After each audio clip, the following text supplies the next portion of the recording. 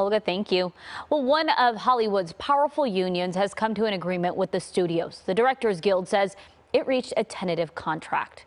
This, of course, as the Writers Guild is still on strike. KCAL News reporter Lori Perez live with details tonight. Lori.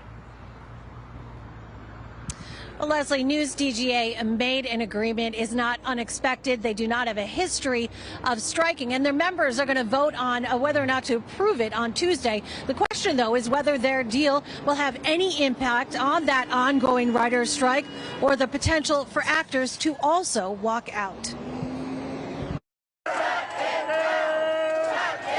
Solidarity is everything within our unions and among our unions, and we have that. We feel that. That was the Writers Guild president 2 weeks ago, hailing solidarity among writers, directors, and actors as a tool to hold the studios accountable. But 2 weeks later, the Directors Guild of America announced Saturday it has reached a deal on a new contract with the Alliance of Motion Picture and Television Producers, or AMPTP. So what does that mean for the others? Jonathan Handel is an entertainment attorney and journalist. Whether it will help end the writer's strike and or preempt an actor's strike, those are different questions. The Actors Guild seems to answer that in a message to its members, saying in part, our bargaining strategy has never relied upon nor been dependent on the outcome or status of any other union's negotiations. A response echoed by the striking writers union, which said the AMPTP divide and conquer strategy won't work this time.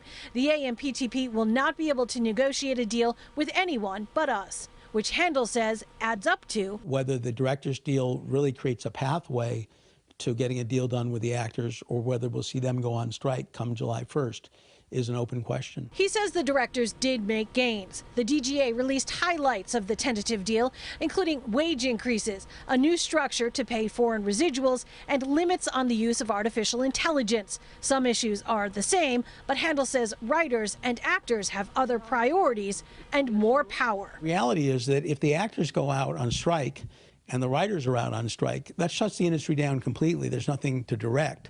And so whether or not the directors had reached a deal or went out on strike or not becomes almost, I wouldn't say superfluous, but becomes secondary. There has not been a dual strike since 1960. Handel says it was very effective. The Screen Actors Guild is set to announce the results of its strike authorization vote tomorrow. In Hollywood, I'm Lori Perez, KCAL News, back to you.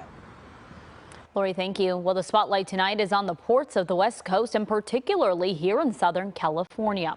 On Friday, union